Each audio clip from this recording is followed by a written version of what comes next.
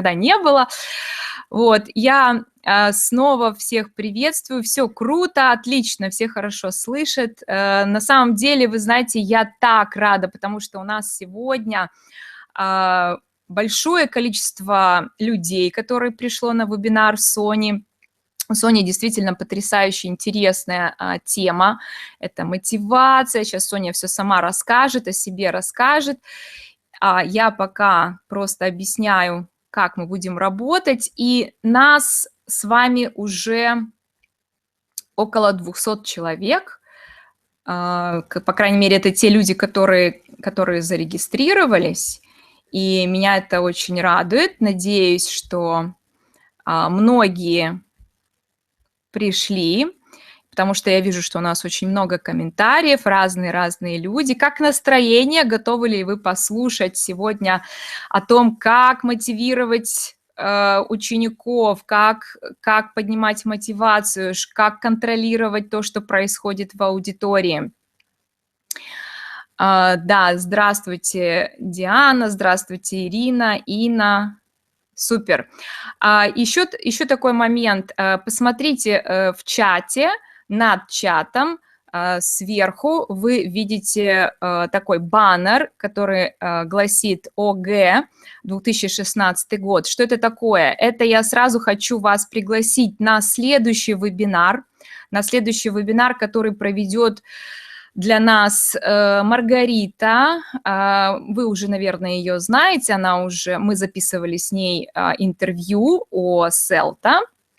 Очень интересная девочка, очень такой интересный преподаватель, она эксперт по ОГЭ, поэтому тем из вас, кому очень интересно узнать все подробности, как готовить учеников к ОГЭ, так, чтобы они сдавали все на отличном, регистрируйтесь, кликайте на этот баннер и оставляйте свой имейл там, куда вас перекинет. Потом возвращайтесь к нам снова. Регистрируйтесь, нас там тоже уже достаточно много.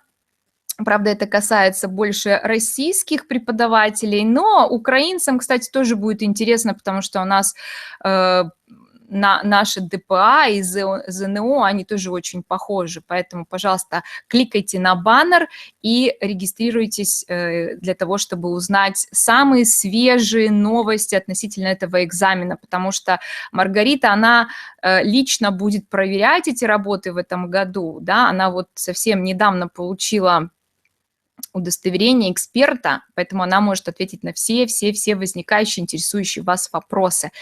Хорошо, я думаю, что мы уже можем потихонечку начинать. Так, одну секунду, я переключаюсь. Okay, so I think we can start. So, Sonia, hello. Hi, I hope everybody can hear me and see me. I hope that is working. So, few words about me. I've been living and learning in Jerusalem and Israel. I've been working with kids with special needs, disabilities, kids with Down syndrome, kids with dyslexia, ADHD, ADD, you name what. Kids that mostly get to jail. We sit together tutoring classes. They all have to learn English somehow. And that made my framework to deal with the hardest cases. We call this hardest cases. When you start dealing with them, you get that mostly all the cases, the hardest or the easiest, doesn't really matter. And later, I felt that something that we are doing works for everybody. This happens a lot in the teaching experience when they started to teach dyslexic with some pictures, and then they said, oh, actually real kids, like not dyslexic, also can learn with pictures. So it was happening in the teaching language thing all the time, when you take something from the special ed and push it to the normal ed, if you can call it this way. So today we're speaking about motivation, and I'm going to start with a presentation, which we're going to see in a second. I hope it will work. Yes. So here are the issues that we face, And here are 6 issues. You can see them on the Sonia, screen. we can't see that. We can't see that. Wow. That So is. once again, share the screen. Let's try it again. Oh, yes, we can't. We can't. And now we can. Yes, we Beautiful. can. Thank you. Thank you so much. Yes. So we have 6 options, and our presentation is going to be, we are going to talk about each of these options, starting from all classes involved. The student is most all the time involved, but distracted right now. And we are going to end with the most horrible situation where most of the class isn't involved all the time. It's like, for me, it's a nightmare. The first question is, how responsible? Like, really? Maybe it's just, I will escape and I'll just try to look at you and you'll look at me, because it's a very emotional question. I want to start with emotion, because it's a question of self-blame. So many times, it's a question of self-blame, that I'm not doing something well and I'm not teaching well. I'm telling something, I'm showing something. I have been preparing all night and all are there, like out there. First of all, imagine that there are circles and there's a little circle and it says teacher, and there is society. In some countries, for example, in Israel, religion, government, economy, I don't know what. So, for example, in Russia, like, people don't go into the TV and say, you should learn English every day. In Israel, they do. In Russia, they don't. So it's not really you're in charge of making the whole community of people around you, putting in the mind of the student that he or she should learn English. So first of all, when you enter the classroom, tell yourself, I'm a human being, life is there, English is there, and this is what it is. And I'm very lucky. I'm the only one in this circle to see the student, because my headmaster thinks that they know the student, the government thinks that they know the student, the parent thinks that they know the student, but it's really me who this second sees the student. This is something good about that. But bad about that we are very, very small and the world is very, very big. So let's just first relax and say, we do whatever we can. This is the first thing to know. Next one. I'm trying to do this better, but it's not amazing well as this. Next one I want to talk about is motivation. And yes, what is motivation? And here comes the thing. A lot of people think that the person looks at the screen, at the board, and they're motivated. The person looks around, they're not motivated. I believe people who research this subject don't believe that. The person is motivated all the time. The question is what they are motivated to do right now. Maybe they're motivated to go to the bathroom. Maybe they're motivated to talk with a friend. Maybe they're motivated to play the computer game on their phone. So the question you first ask yourself, what is motivating them right now? Second question, if you're sitting in a classroom and there is a cow entering your classroom, I'm sorry, you can't make any better your classroom that kids won't be motivated by the cow entering the classroom. So when you have a distractor, you have to say, it's my responsibility, it's not my responsibility. I can control this, I couldn't control this. So now let's imagine that you could control this. For example, it's a butterfly. I'm putting now, very simple examples. Cell phone, butterfly, I don't care. And then we face another question. When I was preparing my teaching classes in college, I want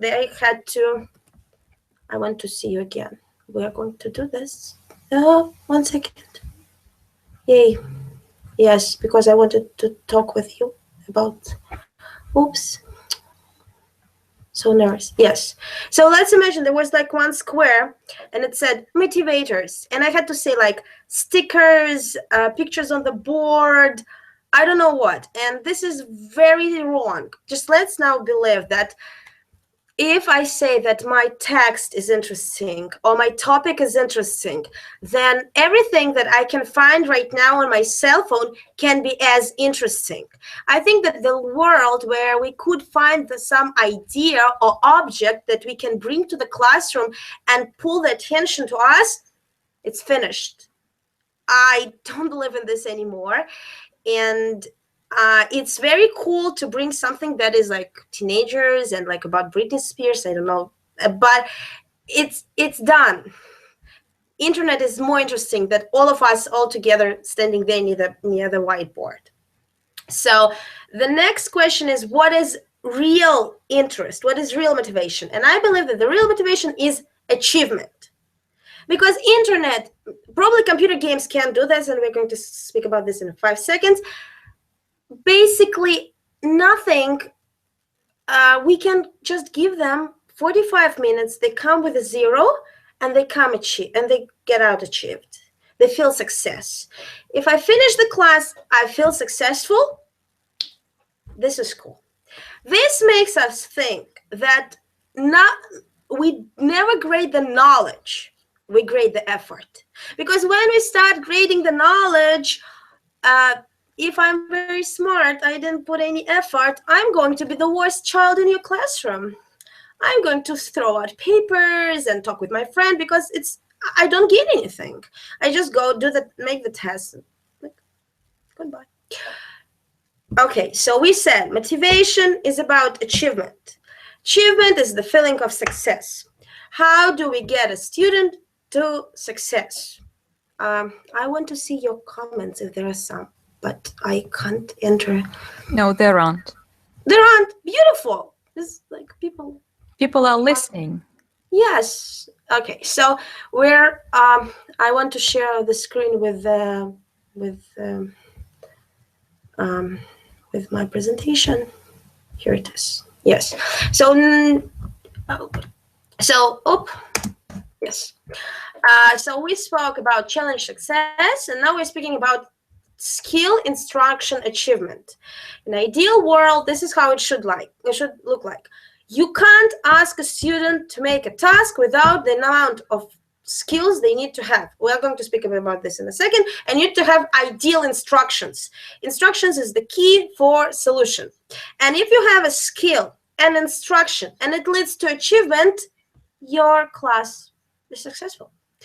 And the deeper idea of this is a thing that I'm very interested about. I have written a few things on that. It's metacognition.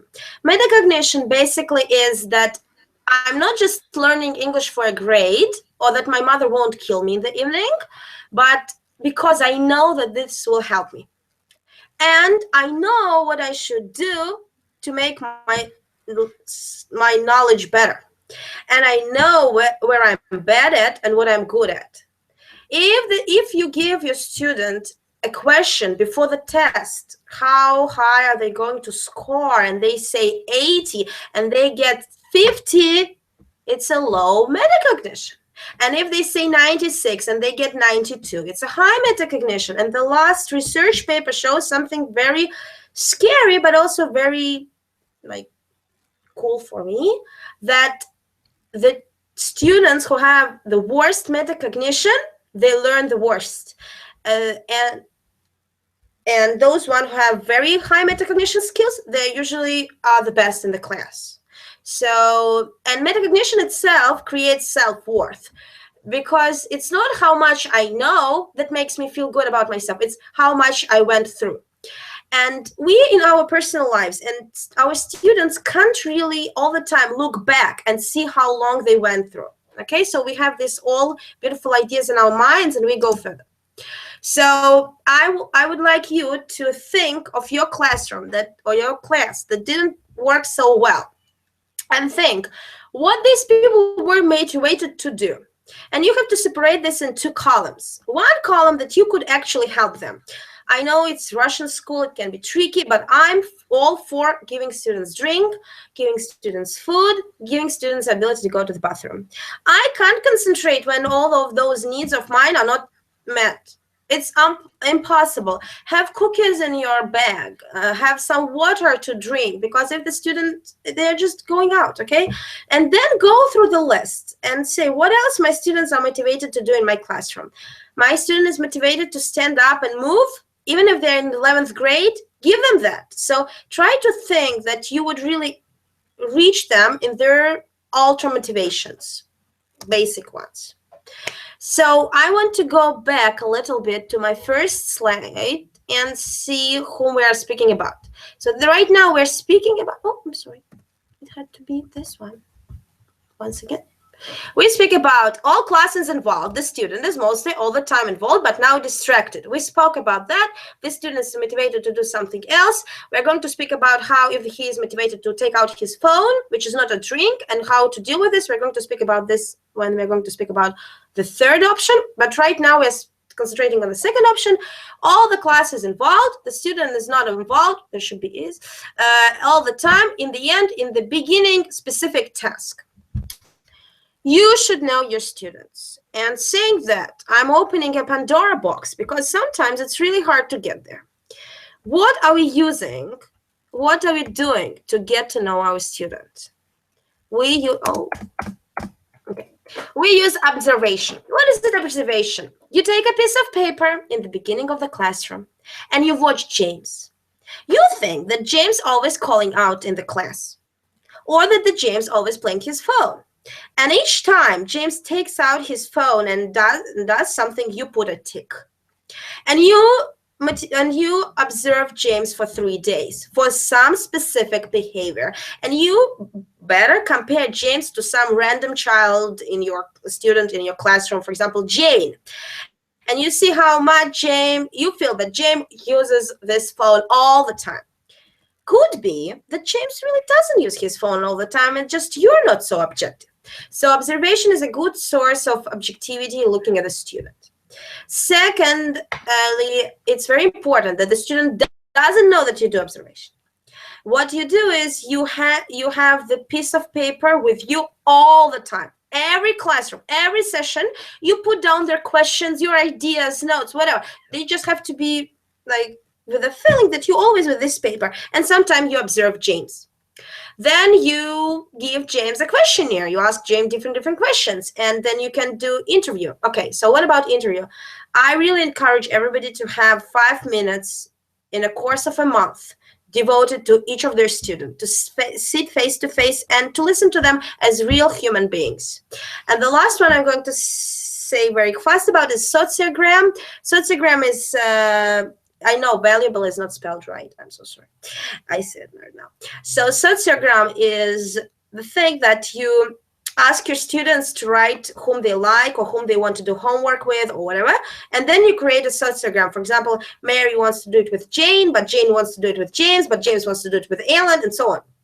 And there, you know, not on from the first 3, you see how students see themselves. But from the 4th, you see how the whole group sees the student. So now you have all this information together and you know far more about this child. And we go back to this first slide and we go to this question. I'm so sorry. Yes. We go back to this question and we say, all classes involved. The student is not involved all the time. And you see, for example, that James loves sports. And he can't come to your class prepared because it's sport before your class. And now you know the problem. It's obvious that each time the problem will be specific. But I believe that knowing the student personally and not just like talking with him and asking him the question, why have you come late? What is the problem with you? Why do you always look in the mirror or in the window or take out your phone? But long observation just for 3 classes, only looking at him and still continuing teaching, thank God, and looking what is he doing, you could open for yourself a lot of things that you will be a click how to get to the student. And I want to move further and say all classes involved, the student is not involved at all. And this is the topic I like so much. Oh, yes, I want to share, before we do this, I want to share with you my journal. 1 second. This is basically the journal I have. Let's look at this. What does my journal consist of? So let's imagine that we've met on the 1st of March. And I have 5 students in my class. Their names are Martha, Jean, Sue, Mike, and Jake. And then I have all these crazy letters and whatnot. I sat down one day before I had this classroom and I said, what is important for me? The most important. And I said, I want them to come prepared. And coming prepared meaning having objects. And the first column says OBG, which means objects. I want these objects to be with them. And also I don't want them to take somebody else's objects and whatever. So if something happens with objects, I put a mark. I say B minus, which means that Martha didn't bring her book. Jane broke S pen, which means that she broke Sue's pen. Why do I do this? First of all, when Martha is not going to bring her book 3 times, I'm going to, after the class, before the class, I'm going to say, Martha, come here, please. Let's have a look.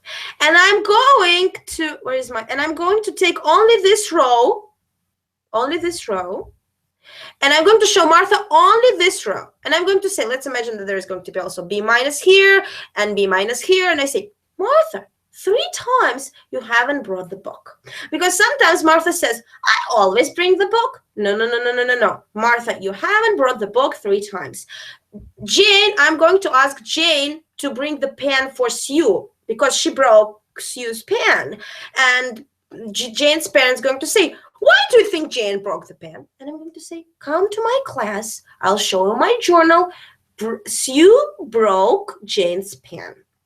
So the 1st of March time, L means late.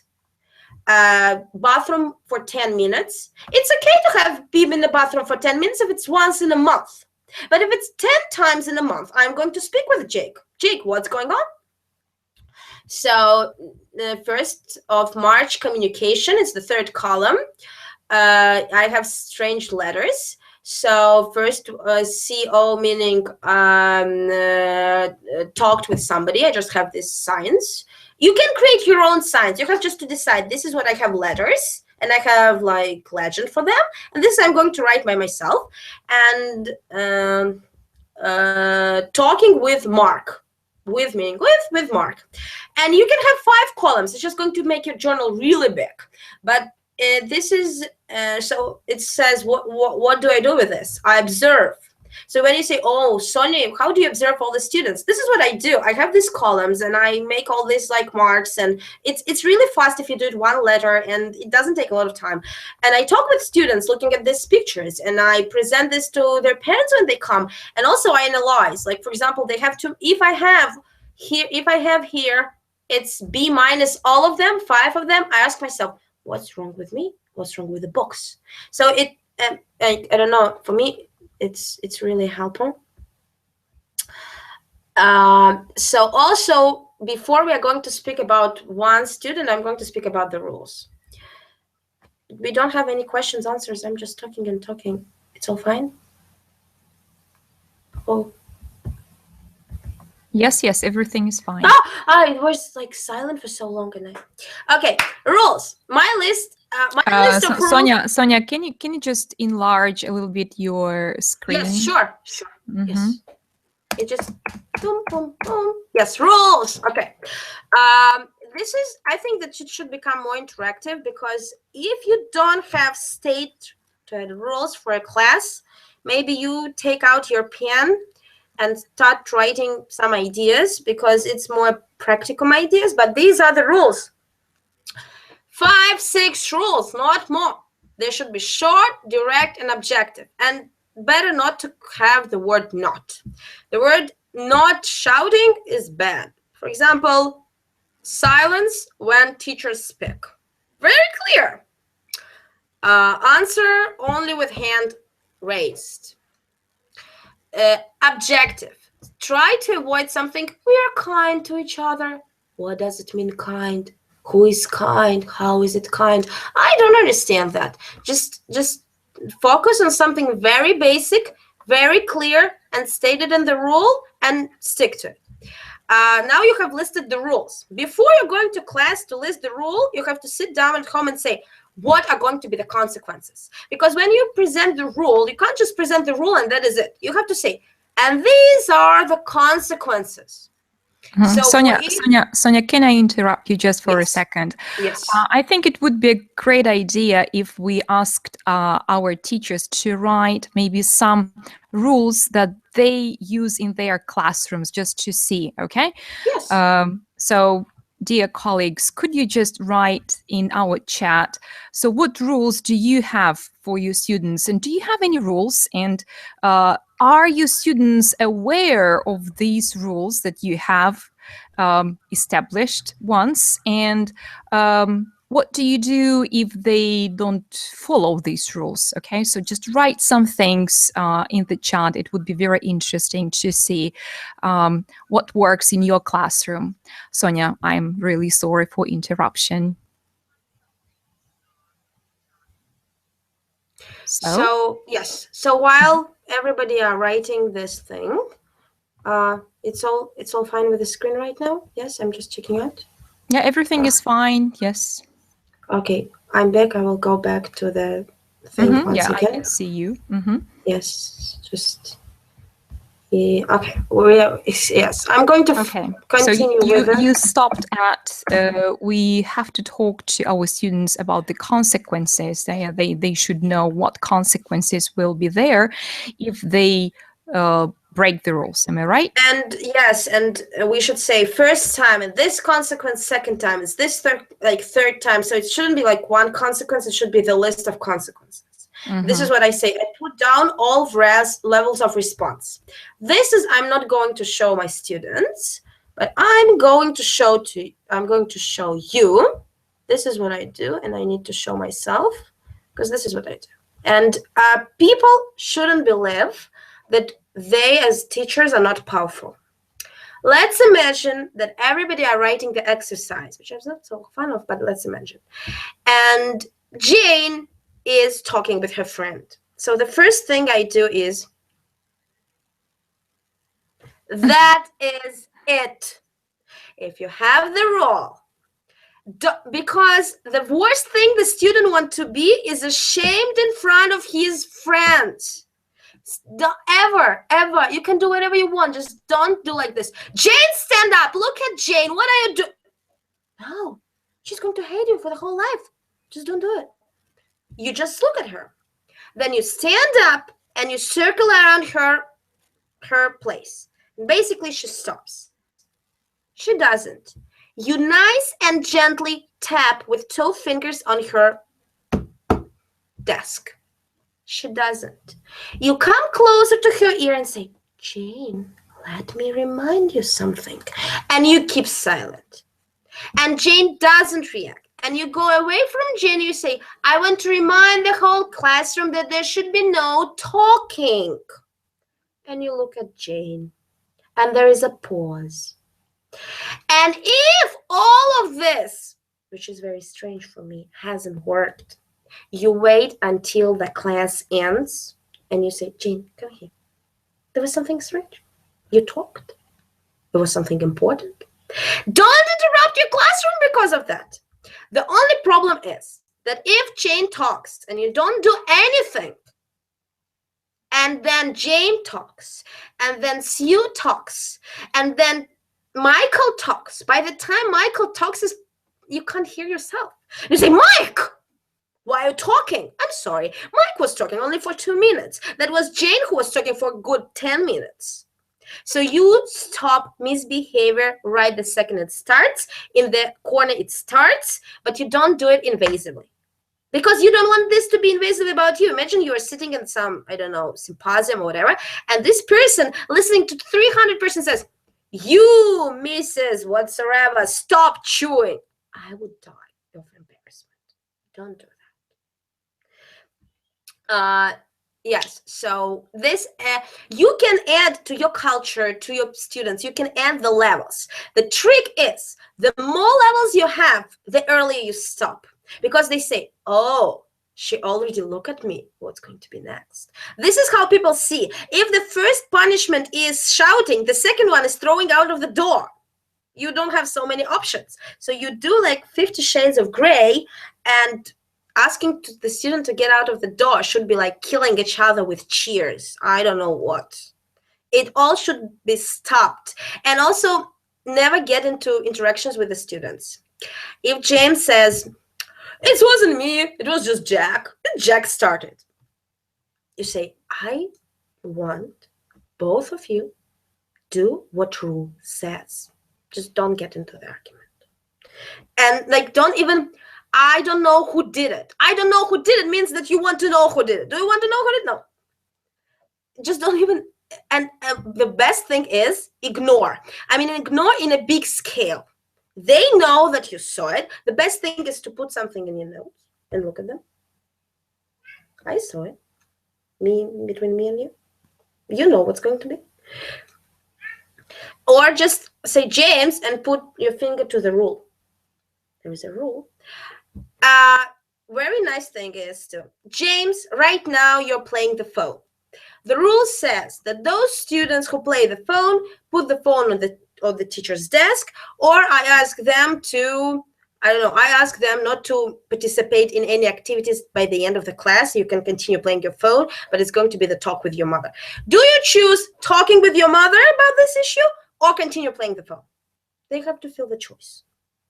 You don't say, oh, we're going to call your mother, I don't know what, or we're going to take away your phone. I don't know. In Israel, you're prohibited to take any students' possessions, so it's getting a little bit tricky. So there is a box, and you ask the student to put the phone into the box. Yes. What happens if the student doesn't put the phone into the box? We're going to speak in a second, and I'm going to go back and see what rules do you have, if you have written any rules.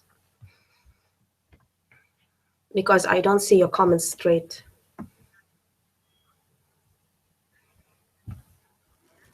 So yes, Sonia, we have lots of rules. So do you want me to read them to you? Or so, for example, no talking while the teacher is talking. Disrespect will not be tolerated. Try to speak English as much as possible. Stop. Try to speak English as much as possible. It's like try to take off your hand, like not put up your hand, but try to put up your hand. I don't know who written this, and I don't take it personally, but it's just, let's speak in the percentage. 80% of your talking should be in English. Or why not writing speak English? Just as easy as that. Or use Russian or Ukrainian only for instructions. This is a good one. Because trying just, you know how many times I was asked to try something and didn't do anything? Yes, next one. I'm all ears. Mistakes using English are wonderful. Write new word. I'm puzzled about that. But we'll see later. Okay. So Yulia writes, write new words with transcription. This is nice, but this is instruction and not the rule. The rule is only 6 things in a list. I would never say this in a list. The rule is walls and the ceiling of your classroom, and you don't want to spend them on transcription. You have to ask myself, how is it important? If this is going not to go happen, is everything going to collapse? If students are going to run around the tables while I'm talking, it's going to collapse. So I'm going to say, sit in your seat during the session. I need that. You have to say, what is essential for me? I won't live without that. And this is going to be your 6. And the students should feel, yeah, if we're going to take out this rule, oh boy, what's going to happen? Okay. Yes, next one. Don't interrupt each other. Very tricky because basically, I'm going to speak about this in a second. Students, thank you so much. This is an amazing point. Teachers are ambivalent. Sometimes we like when students call out, and sometimes we hate that. No. It's okay. It's okay. We're different people. We sometimes like when students interrupt each other. We laugh about that. But try to say, students, right now we scream as loud as we can. And they scream. And then you say, and now we are quiet as we can. And then please try to use your fingers as I do. And you say, give me your ideas. Animals. Say, tell me, dog, cat, and they're calling out. And they know that when you show like this, you want call out. Because we use call out in our life. And I think that the school should be as much as life as possible. Okay? So calling out. You want James to talk? This is what you do. Or you can use your other fingers, like not your own, right? But you train them. You say, now we practice calling out. Let's call out. Now we practice raise your hand. So the student wants to talk, and you're like, raise your hand. Even you called James. James called out. James said, I know the rule. And you said, okay, James. And you're like, oh, he had to raise up his hand. What should I do? And you're like, and so while he's saying, he is raising up his hand. So saying, for example, don't interrupt each other, it's not going to be true, because when they're going to work in groups, this is what happens. I interrupt people with whom I work in the group. Maybe if you believe that you can teach your students not to interrupt each other whenever, put this rule. Because if you don't put the strict consequences, it's not really a rule. If it's like a light consequence, well, sure. Yes, next one. Okay, so speak English in the class. Mm-hmm. Do homework. I'll tell you once again, it's how much, when, where.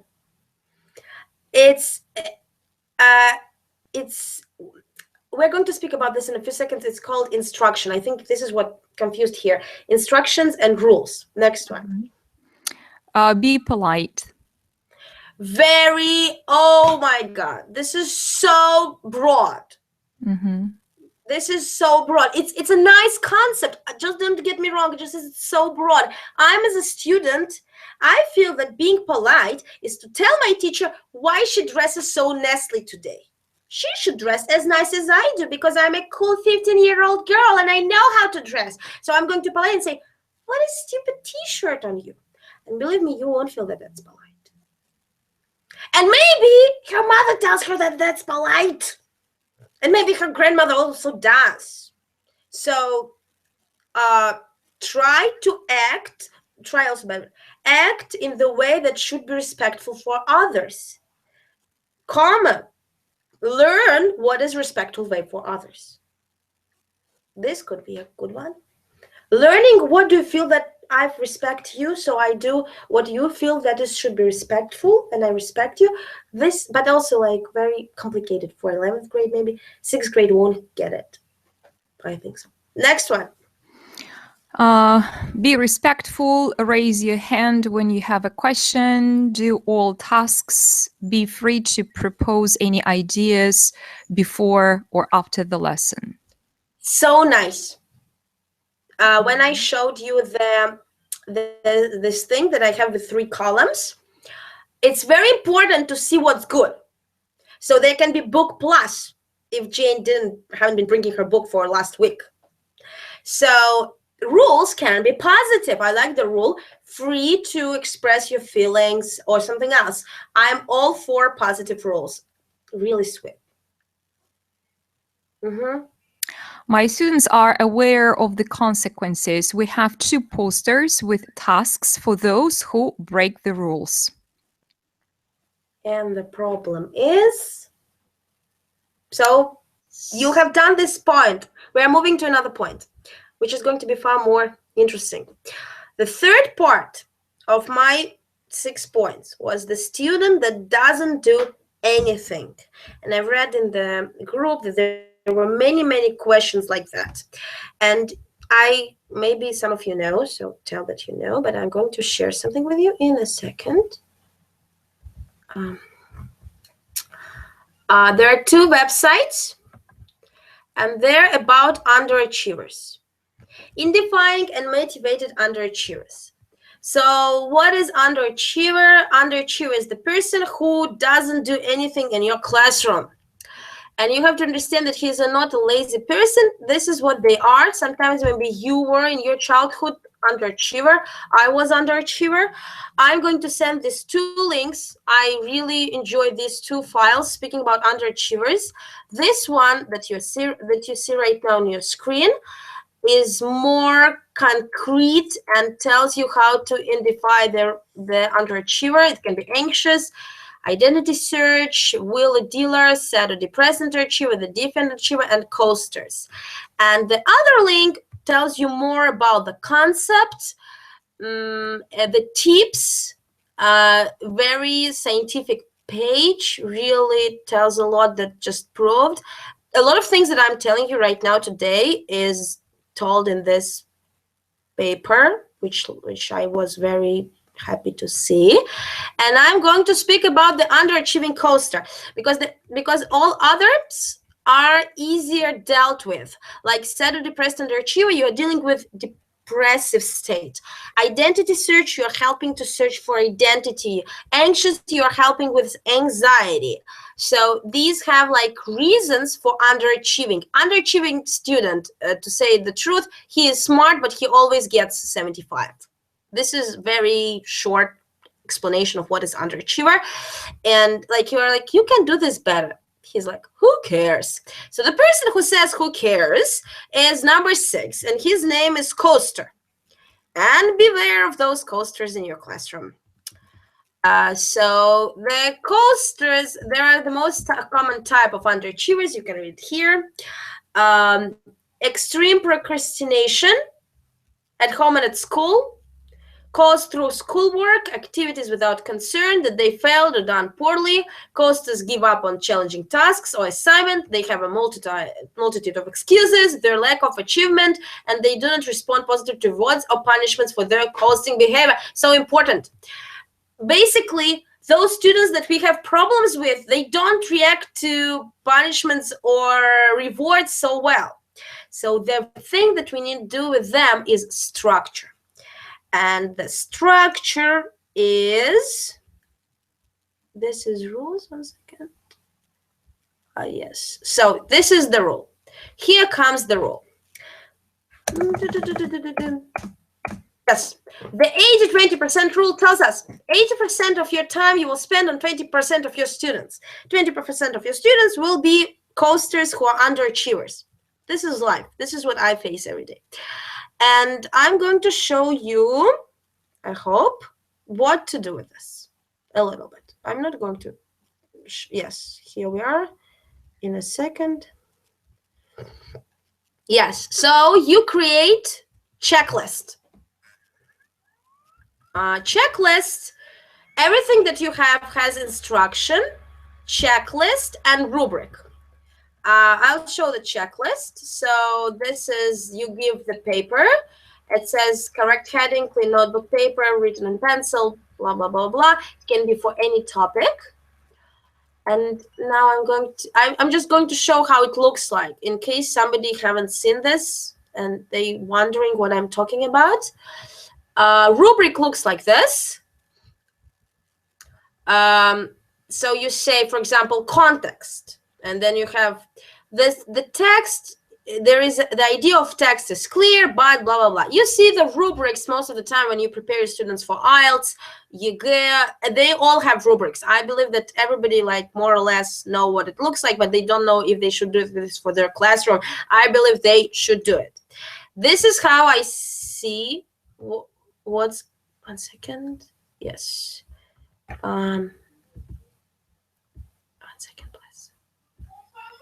Yes, so this is what happens. The class comes in.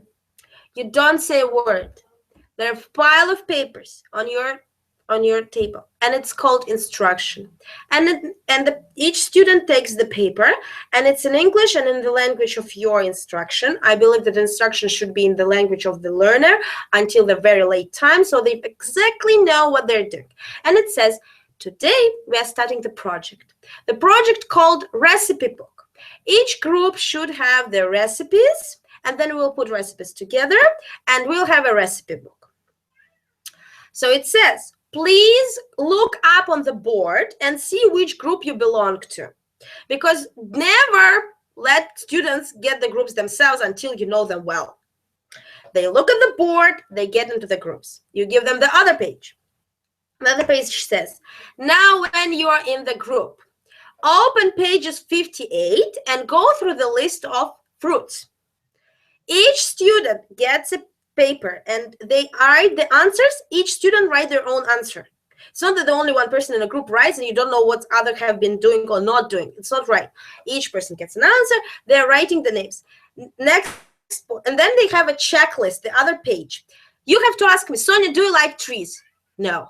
I get as much things printed as possible. Okay, just letting people know.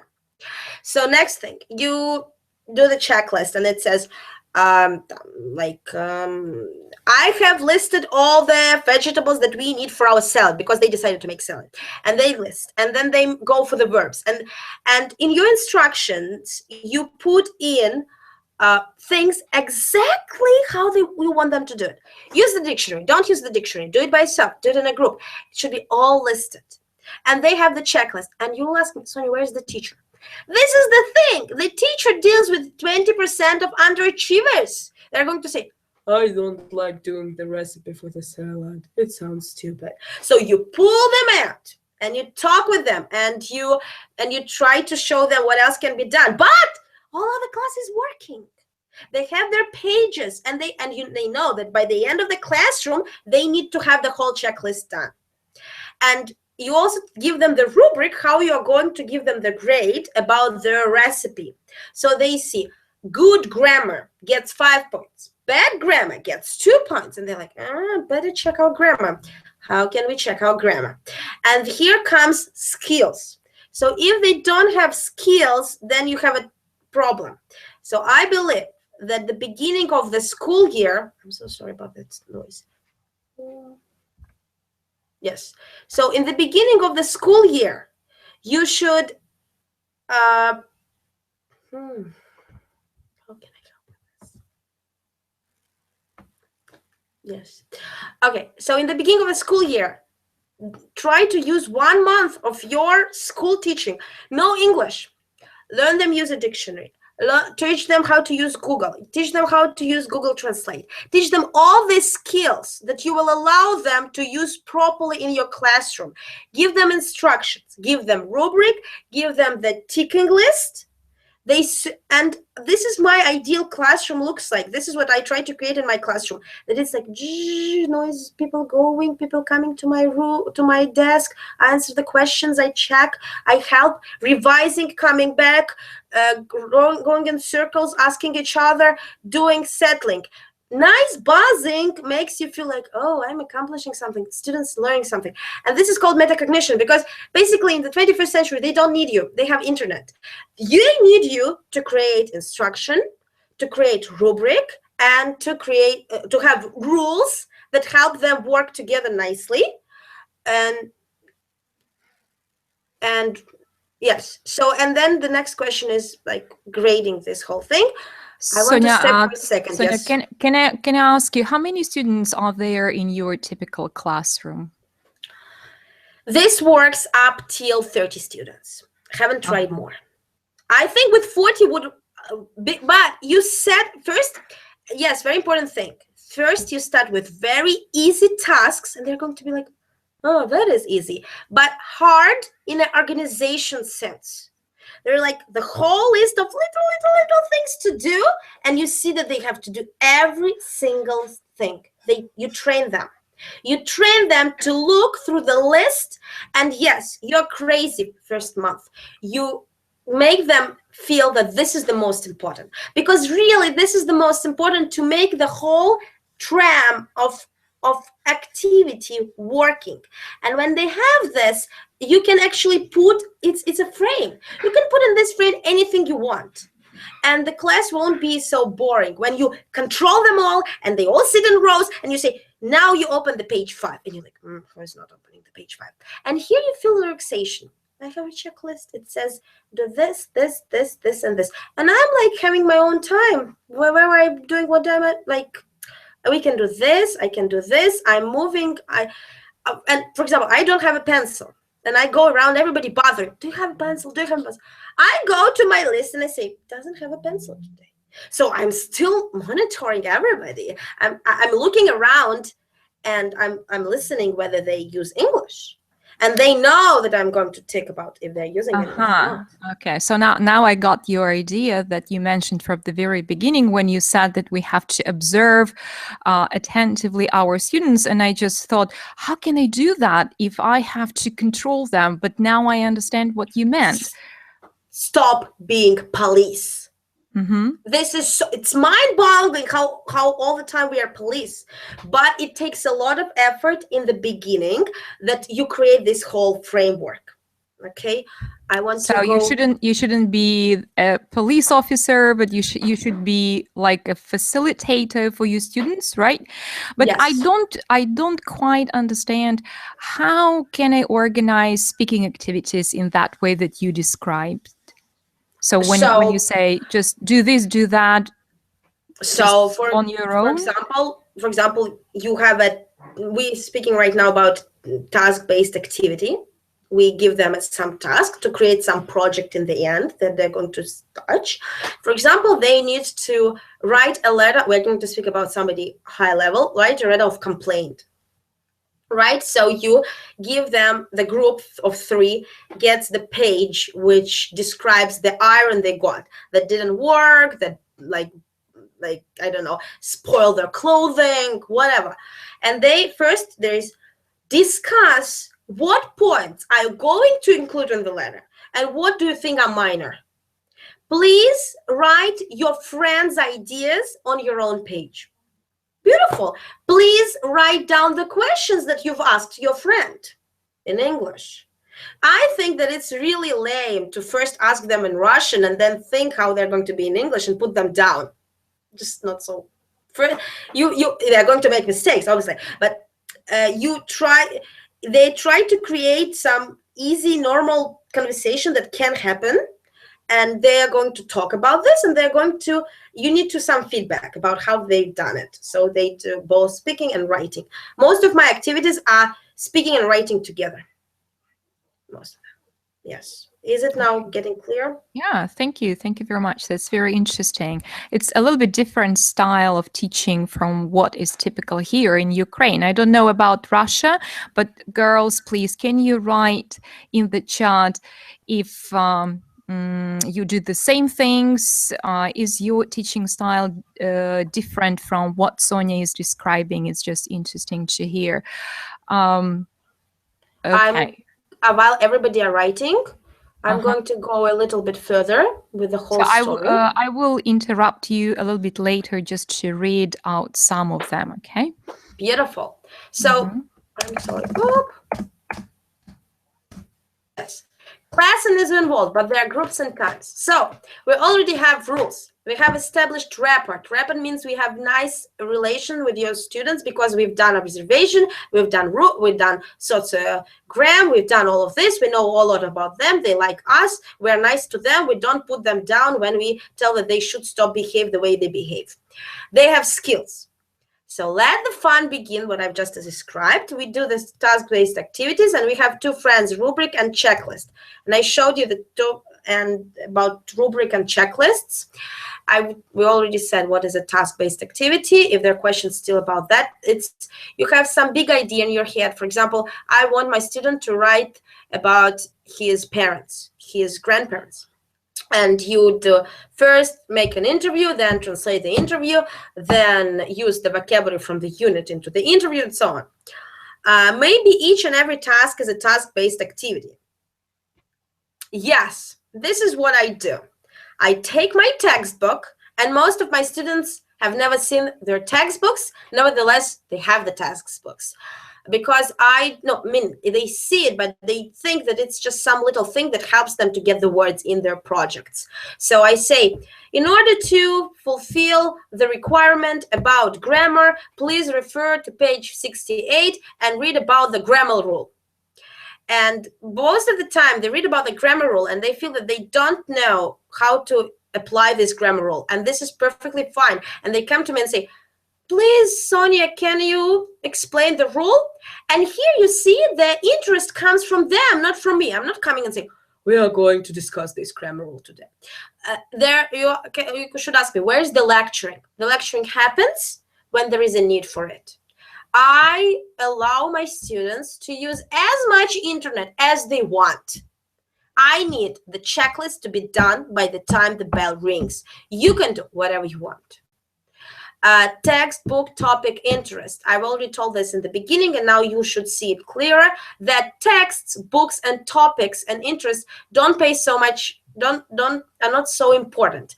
Imagine in the beginning of the class, if the school year, the student got the checklist, the big checklist, 50 words, 3 grammar points, 10 letters that they should learn how to write. And they see how they step by step are getting to reach these goals. I just want to mention, if you're wondering like whether it works or not, it's like very off topic, but this really made me happy. I once researched about sects, like destructive sects, for example, what's called?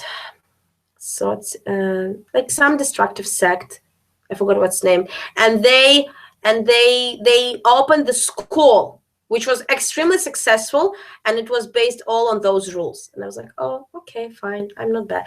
Yeah, but I'm saying that destructive sects are using the same way in there, and they have these ideas, success story. I also encourage my students, when they finish the project, the part of the reflection is my story of success. In the beginning, I started working, I didn't understand anything. Later, it became more and more clear. Now I feel I've succeeded something. I've done something worth. Yep, was. So now let's look at these pictures and see that when we do the tasks, we can put the students in very, very different shapes. There are even more shapes out there in the internet. I really think that one student should sit only at the test. I have 2 tests, one at the beginning, one at the end of the first semester, second at the end of the second semester. This is how many tests I have. All other are quizzes. I don't check most of my students' work. They write the quiz themselves. They check it themselves. They know that if they're not going to write the quiz well, the next class is going to be some task that will say, do not use the dictionary. And they will have to use those words that were in the quiz. And if they haven't prepared for the quiz, they're going to be in a big trouble. And so I just don't like to check works. It's too much paperwork. It's funny that I'm saying that. And I encourage my students to be self-checking. And yes. So I'm going to sum up. If you follow rules and instructions, learn and practice skills, put an effort, you will succeed. And this success makes you motivated. And I'm going back to listen to your questions and your comments. Yes. So no questions so far. Just some people are joining and joining and joining. So some okay. Now we are going to go further, which is crazy. Like by now it was very nice, but now it's getting crazy because I don't put the grades. So I don't give my students grades. I'm against grades, okay? I believe that student coming to school learns that this teacher will do everything for them. The teacher will punish them. The teacher will praise them. The teacher will tell them what to do and what not to do. The teacher will show them all the mistakes, and the teacher will show them all the corrections, and the teacher will praise their work or comment on their work. It's just constant infantilizing of the human being from the beginning till the end. I believe that it really corrupts the child's mind. I have done this research. This research has been done earlier. The less you grade, the better the work is. The more when I have this interaction with my students all the time, they come to me and say, Sonia, do you feel my work is good? And I say, you tell me. And they have the tools. They have the rubric and the checklist. I say, look, what it says in the rubric. The story is more than 50 lines. It's interesting and engaging. It tells about your favorite animal. It is only about the animal and nothing else. This is 9 out of 10. I say, do you have all this? She says, probably yes. I say, why probably? Go and check. Go and figure it out. And most of the time, the student is able to evaluate his work himself. And it is pretty much close to the fact. And then they can put the grade for themselves. But basically, why do they need the grade for themselves? They see their rubric, they see their checklist, and they have not like 49. They have 9 and 8 and 6 and sometimes 5. And they have all these little numbers. And also, my school requires grades. Don't get me wrong. So what I do is there is 100% percent that I have, and I divide it in these smallest pieces you can get. So my students fulfill like about 100 tasks in one semester. So if the student even fails in one task, how much does it cost? This is how I never get redoings. You didn't do this step, I'm sorry. I'm not going to see it tomorrow. It's either today or never, because you are going to do something better next time. Because I don't know, I don't want this like, oh, there are like 3 essays that I can still give to Sonia. No, you haven't done it until the deadline. I'm sorry, I'm not going to see it anymore. Because I'm sorry, but this is how the life works. Sometimes one day I haven't submitted my translation in the right time. You know what happened? I never got the money, right? This is what happens. So also percentaging like this, it's clear and objective. And your students don't come to you and say, Sarah got more than Rachel. Why so? No such questions. And then I went further. And the next question I asked myself, do we need comments? And this is was very upsetting for me, because I love give comments. I give so long comments for my students. They made the big project. It's like 40 pages, and I write that I like this and that and so. And then I made research. I had 2 groups, and I didn't give the comment to one group, and I gave a lot of comments to other group, and there was a correlation that the longer comment is, the less there is effort next time. So now I'm cutting on comments, which is really hard for me as a teacher. Yes, so in my heading, there was about praising and punishment. As we see, we're not dealing with slaves. I believe that students just have to have enough metacognition to praise and punish himself. I believe in praising as I would praise my friend. I would say, Jane, you just said it so nice. I just loved it. And when it comes sincerely, when you don't say to yourself, oh, Jane is so weak this semester. She's doing so badly. Oh, I need to praise her more so she will do better. Oh my God, this is so fake. Just be sincere. And sometimes also just think about a situation, you and your beloved or your friend, you cook them a dinner. It is like 5 years that you have been cooking them a dinner, and you bring the chicken and they say, oh, this is a lovely chicken. And you're like, weren't all other previous chickens lovely? Only this chicken? And this is how our students think. So praising and punishment is such tricky instruments that I would do everything that I would stay away from that. Let them praise and punish themselves by themselves as much as they wish. Yes, and now I want to Sonia, I Yes. just put all the questions and comments in your chat just for you to Beautiful. read and see. Thank you. So if Now you we are can going work them out. So beginning with, Yay. I am so curious. Can you see that? I am so curious. Thanks a lot. I've never tried second. checklist, but I am Second. inspired. I'm back. Okay, so I'm so curious. Thanks a lot. I've never tried a checklist, but I'm so inspired so much. So people know my name in VK. I'm on 1 more week of vacations, and then I have 1 more week of vacations. So I probably can send you different types of checklists. There are different types. It can be 1 checklist, or it can be like checklist with a lot, few times, never. For example, I used complex constructions. A lot, few times, never. This can be also a checklist. It's not a rubric, if you hear the point. Okay, Sonia, I think if you want to share any material, any checklist, just send everything to me, and I will post it in our group, and all girls will share. This is amazing. Okay, so it's all great, but I'm wondering, is it possible to practice it in an ordinary school? What stops you from it? The Xerox machine, they don't allow you to use Xerox machine to print out 340 pages. This can be an issue, and you can put it on the screen, but the students don't look at the screen all the time, so it's a tricky thing. It's a tricky thing if you can't print out the pages. Everything else, what's wrong? You give out the pages that says all the rules. They're not going to scream. And like, you can have the instruction like open page 55, do only exercise 6 and 7, and then go and ask your classmate if they have done it the same. They just should be like, you know, they should see it as a, not like sit and do. They should see that there should be some project that they're trying to finish, and by the end they feel succeeded by the fact that they put the ticks in the checklist and check themselves through the rubric.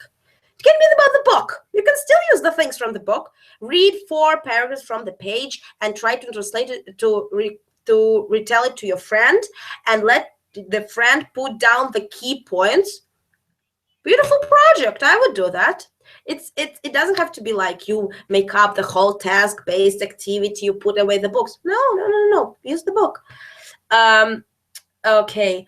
Against grades, me too. Yeah, I think every person who was in school and got awful grade is against grades. What about young learners? So it just gets 3 times less. 2 rules. Young learners, they are more into like nice cartoons and pictures and let's all sing and let's all dance, but there should be a sense of success. So don't be afraid to, when you close the class, you say, what have we learned today? And learned is not succeeded. So you have to give them like little pages. I have succeeded. I will tell you, when I was a little child, I had this book, You and Me. I tell it all the time in the group. Where's the book, You and Me by Oxford?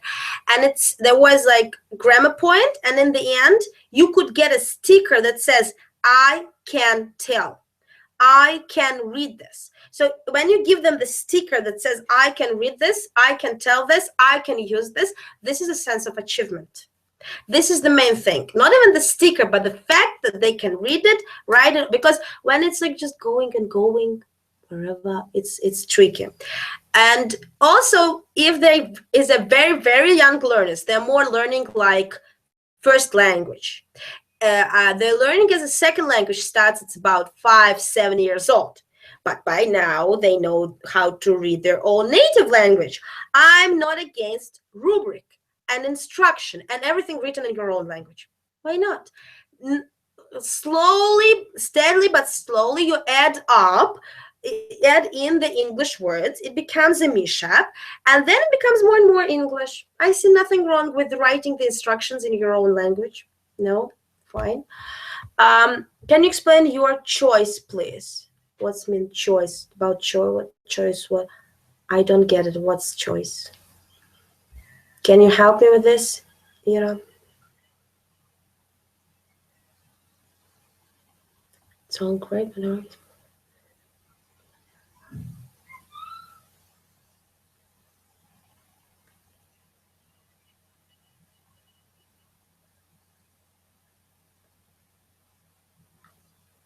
Okay, so the last question was the most interesting one. I have private students and I have normal student settings. I have most of the checklist and everything done previous generations, so I just need to put them in my own way I see them. But I have created I had like Down syndrome kids, so it's a little bit different. So I had to create a checklist and everything for them. And for me personally, it took a week. A week I done to do the whole year. 1 week to have the whole year fun. This is something I like. Yes, it looks like loads of work, but then everything runs smoothly. And you have them in your fingers, and it's really empowering for me. It takes time. And for sure it takes, I had a course when I was doing this rubrics and checklists for the whole year. So when I left the classroom, I was like, oh, I hate that, but I love it. So,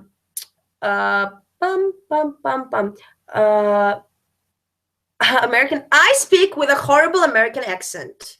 Kill me. Because most of the time I've been talking with Americans. I have British friends, and I can't talk like British long time. It takes a long time to think how they talk, and still I don't get it right. Don't teach with Brooklyn accent. This is what I'm going to tell you. Don't. Brooklyn accent, I think, horrible. I think who cares? Who cares? Today, 21st century, your parents would like British English. You may put on as many British materials as you wish to let them be exposed to that.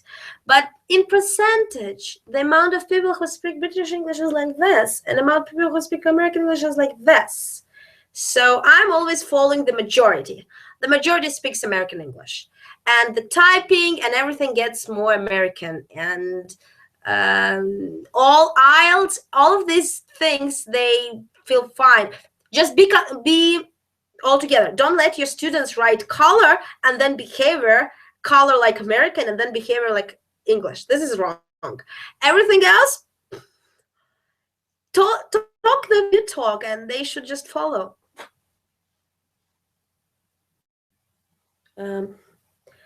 I basically have told everything I wanted to tell for today. Obviously, there should be more told about achievers, like about this costed thing, and about rubrics, and about which task-based things are better or worse. But I just wanted to give like the whole way how to do this, to explain that you can have a class without grades and it's still working. And I feel that I explained this, and like little things can be explained later in some other talks.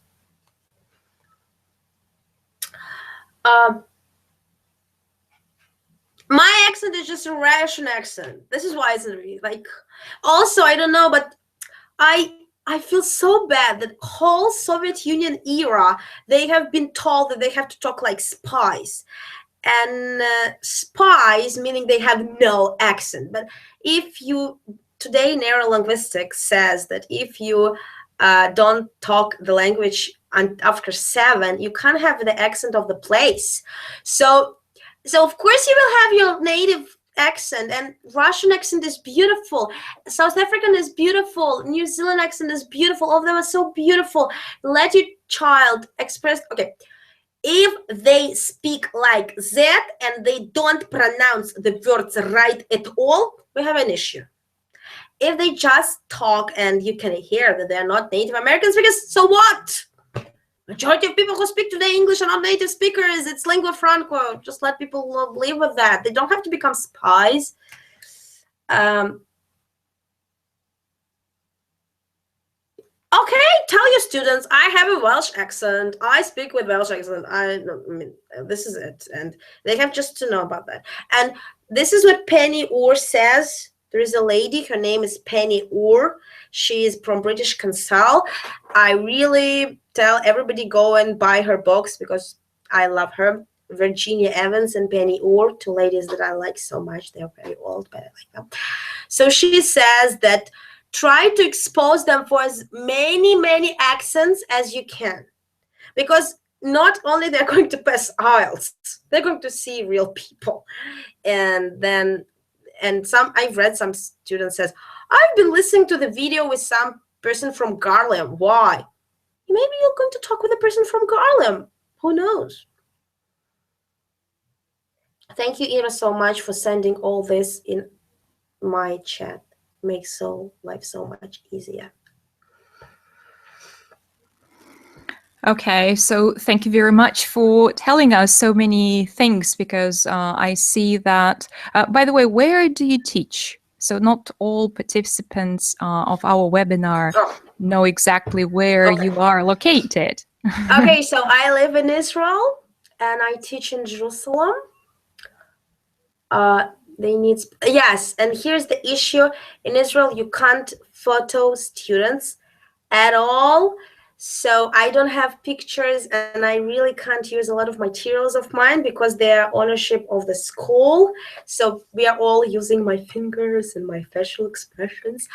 So yes.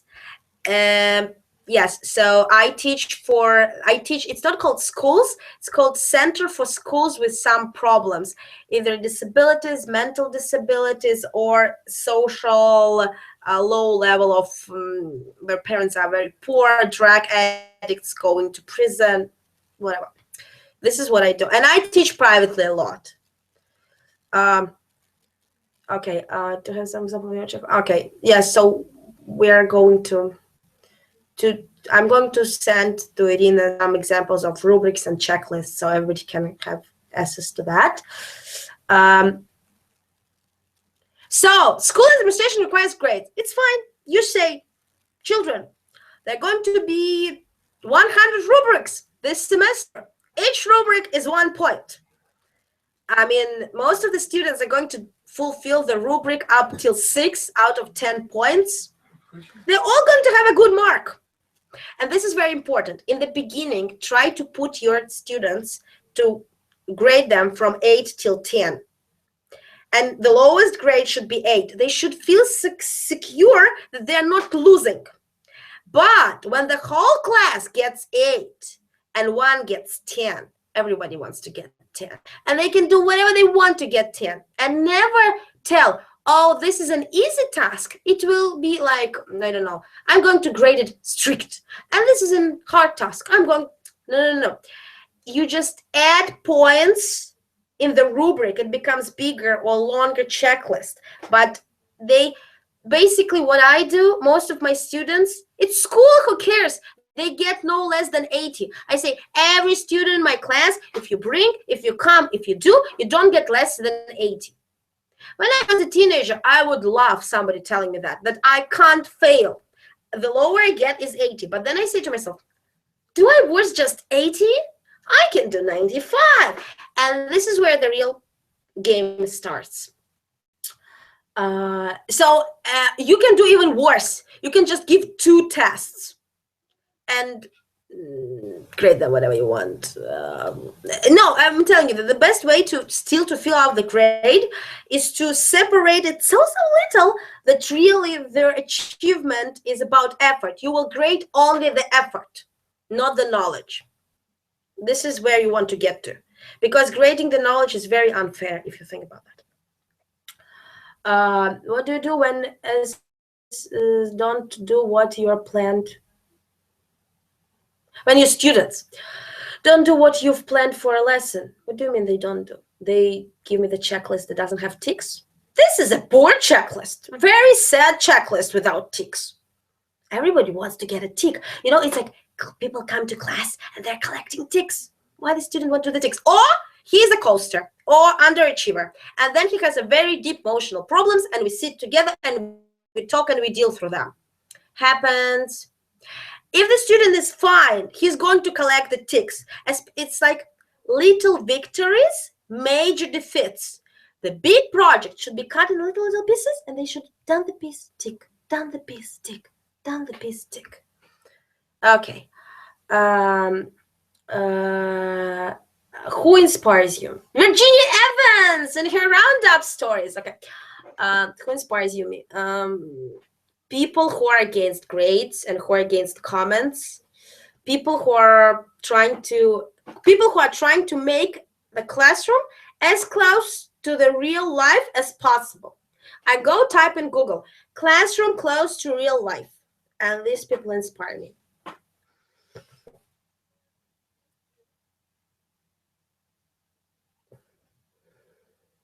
Who else inspires me? Cartoons.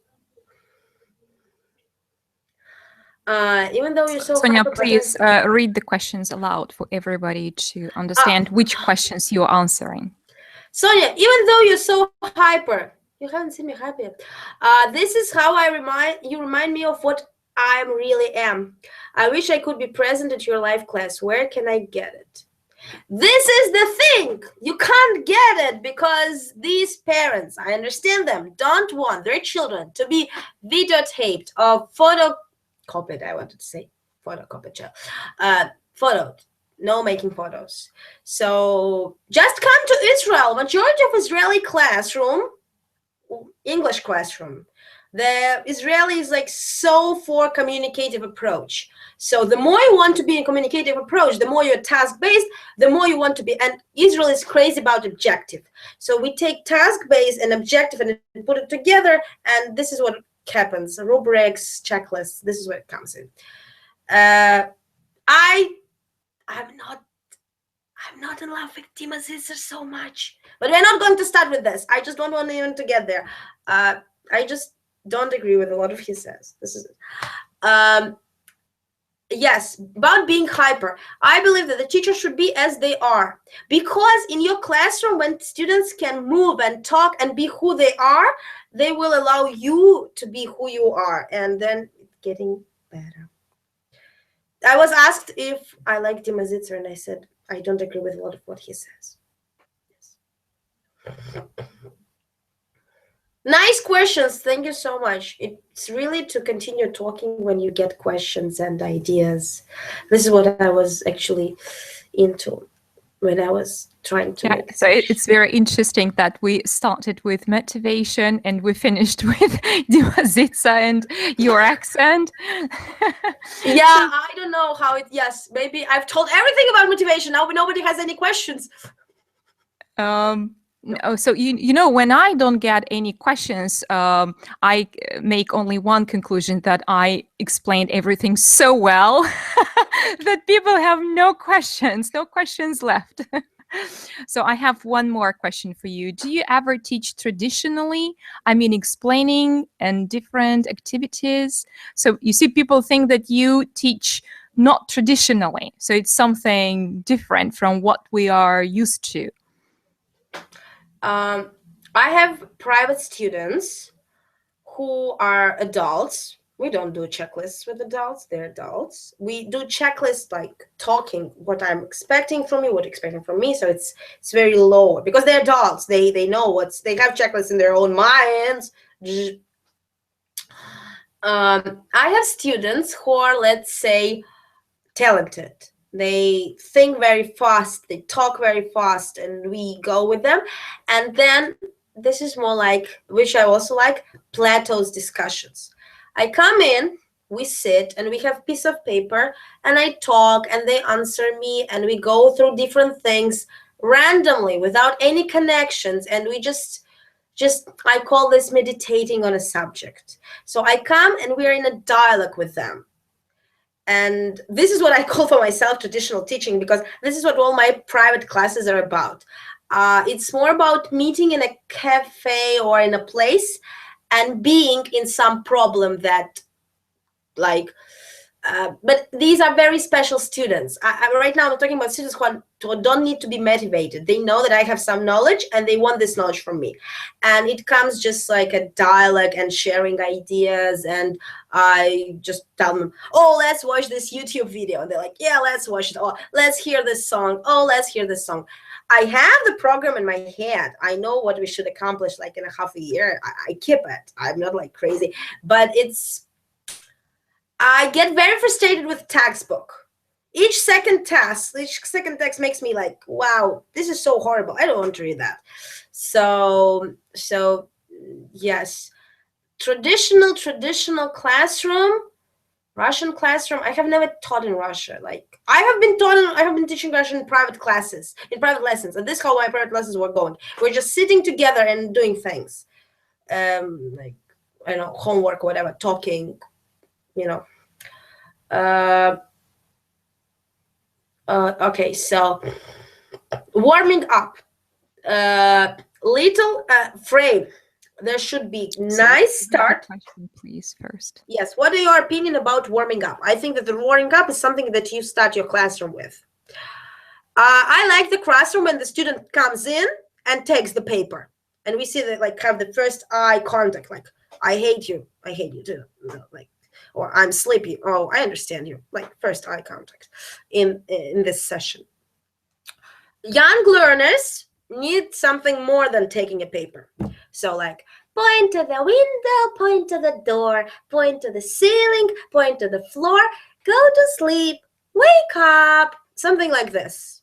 You can find them tons on the internet. I like this one because it's going to sleep, meaning calming down, and waking up as a normal human beings who can listen to what I'm going to say. It's very important to put all the class together by the end of the session. People think that people coming to their session are individuals. It's a group with their dynamic And when they are together in one room, they feel as a group. And they have all the interactions that a group has. And you better to keep them in a group, because it's very easier to work with a group than with some random individuals.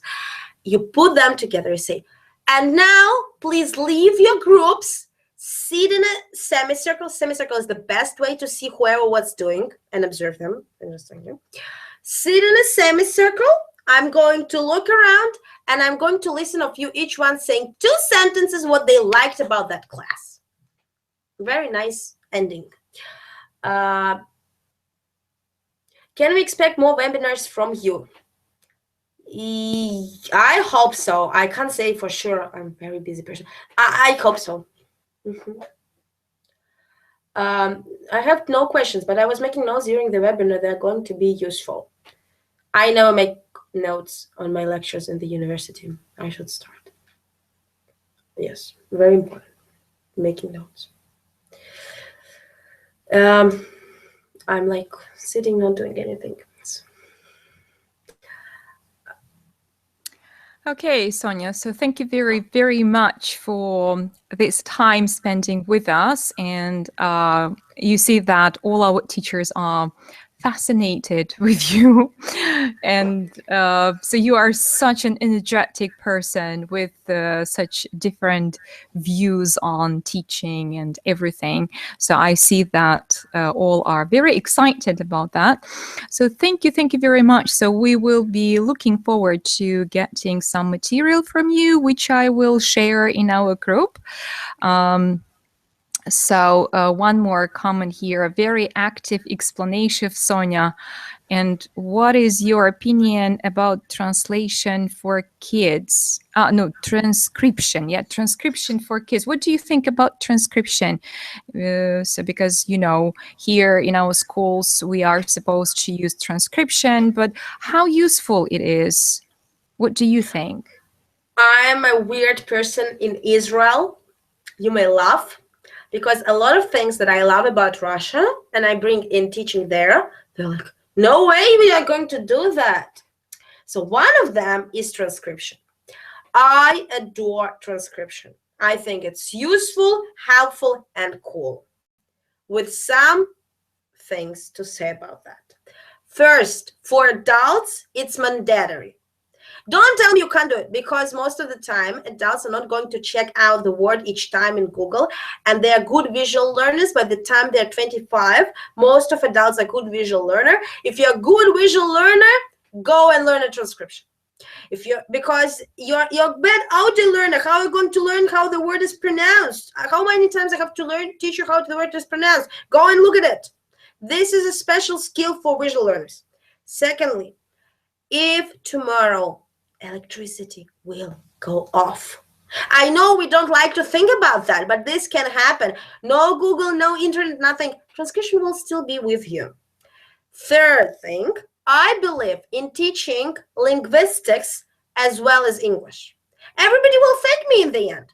My students know what's cognates, what's noun, what's verb, what's complex subject, what's complex subject. I teach all of this. Present perfect. Some teachers don't like giving any of these terms. I give tons of these terms. I give all of these terms as possible, because I believe that there should be a lingua that we discuss how we acquire language. It's so important. And transcription is one of this part. So if you're a teacher who doesn't like to tell students present progressive, probably you're not the teacher who are going to teach them transcription. But if you're the teacher who gives them as much as possible of that, I explain my students why tooth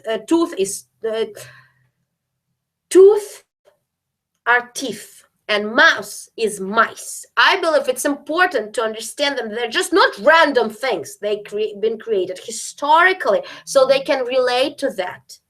And the fact that they're so frustrated with these strange sounding sounds. And now you tell them there is a magic world of magic sounds that are going to explain you how each word is like sound, and you can write them themselves. I see students who adore writing and transcription. And then you can show them Fair Lady, where he writes it all while she's talking. And I just believe that we can they are going to learn about linguistics and about people who translate and the people who work with slang and the people who work with accent only from our class. Nobody else will ever explain this to them. I mean, maybe the parents' books, but we are the source. And I believe that I'm more than an English teacher. I'm the person who teaches about American culture, because it all goes into the language. And transcription is the very essential part of the language. So yes, I'm into transcription. Sonia, you said it refers to adults. What about children, kids, young learners and transcription? So do you teach them transcription when they are, let's say, 7, 8, 9 years old? Okay, so once again, I put the line. They're learning language as L1 or L2. And basically, they start to learn language as L2 when they can read and write in their own language. This is how I define it, okay? I want them to pronounce the sound t as t, not as t or d as they have in Hebrew. They say mother instead of something else, right? So I say t, and we are trained, right? Like, but then I want them to learn the sound and I draw it and I say this is an elephant that got sick. So when I teach them how to pronounce the letters right, the sounds right, I don't want to write the letter. I want to write the sound because we are learning the sounds. And yes, I show them the transcription, but I don't make them learn it. They just look at the sound. And next time they're going to pronounce the sound wrong, I'm going to draw the sound again, and they're going to fix. And also understanding the TH is just one sound, like SH is one sound, makes their life easier because there are 2 letters for one sound. This is really weird. I'm going to read the questions further. They're not questions. No, there are no more questions, just comments. Okay, I hope I explained about transcription. I'm against transcription in your own language. Everybody knows that it's not possible in my classroom. You can't write Russian letters like grass. No, because it's not really grass. Okay, we all know this. It's because R is not the same as R and so on. So you can't use your own language, but you can use the transcription. And also, I use very little amount of writing in the first stages, but some students just need to put down how this word sounds, and they take the paper and they start to write grass. So better give them transcription.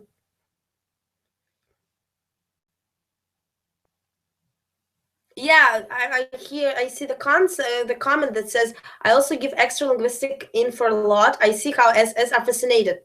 This is called a big word that I haven't said in my webinar, but I think it's a very important word. It's called demystification. The teaching process shouldn't be mystified. The students should know what you expect from them, how you're going to check them, how you're going to grade them if you're grading them, what are you looking forward, why are you teaching them. And the language shouldn't be mystified. We do it like this because it's like this. No. Students need to feel comfortable. Oh, there is a rule to that. There is an explanation, a historical explanation to that. Phonics. Phonics is transcription, right? Am I getting it right? Yes. So phonics, yes. Once again, if you feel that the student is learning language as L1, then no. But if it's already L2, then yes. This is my borderline. I've learned transcription when I was 4. Beautiful, enjoyed it, loved it. Beautiful pictures with like elephant that is ill. Still remember. You can play around it. And also students like to have secret alphabet that they can write to each other.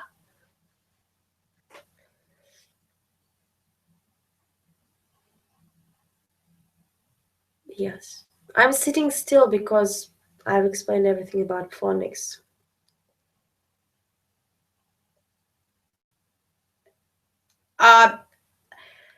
So It is historically, like, there's a historical explanation. The comment says, I hated my teacher's answer. Так исторически сложилось. Так сложилось исторически. Yes, it's not enough. It's not enough. You say there was Old English, Middle English, and Modern English.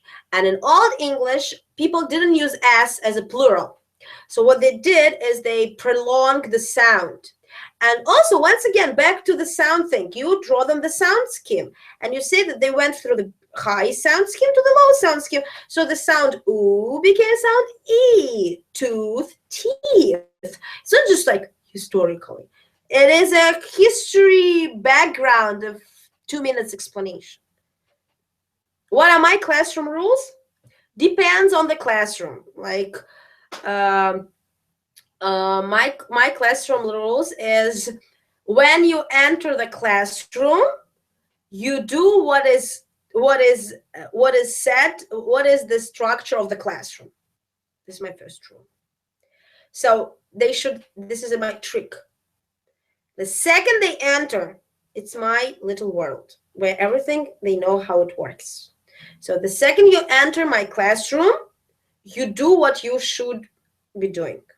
And the person should say to me, what should be I doing? And I say, take a paper and start doing what says in the paper and go around, okay? Second, if you have nothing to do, take a reader, is the second rule. I have a reader, which is a book. I buy a book to every of my students. They have if they have nothing to do, if they have finished the checklist, if they're bored, if they don't like the task, they can open the reader, start to read from the point they started reading, and by the end of about 2 pages, they have to write a reflection. And they have this reader all year. So if you have nothing to do, use the reader. Third one, we try to accommodate everyone and don't disturb anyone. Accommodating and no disturbing. This is the third rule. And the fourth rule is I use everything only for the, everything for the purpose. So playing on the phone isn't everything for the purpose. It's not for the purpose. The purpose of the English class is English learning. Playing doesn't help English learning. So when the student plays with a pen and throwing out in the air, I say, is it for the purpose? No, put away the pen. I'm going to do this again. This cool feeling when your comment is being read aloud. Now we're in a recursive system. I'm reading your comment, which you commented on my comment. Yes. So actually 4 classroom rules. But once again, my students are like Down syndrome kids. They don't understand rules so well. So sometimes it's just like, listen to what I say, do what I say. This is like 2 rules. This is enough for them.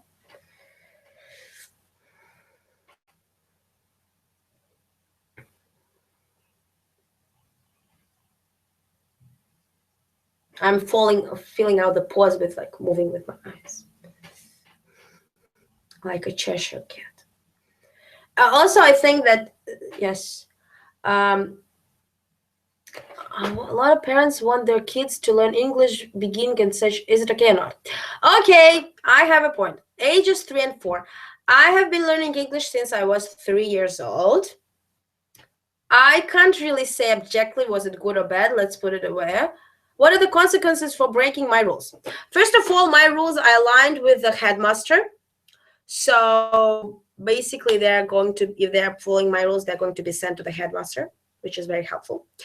The consequences of it's that I've told you, usually, see, I've been teaching like for 3 years. I don't remember somebody really breaking my rules. And I'm dealing with people who are like selling drugs after they leave my school, okay? It's just that there is no like, the consequence is that I'm going to pull them out of the setting and talk with them. And the time will go and they won't finish up the checklist. This is basically the consequence.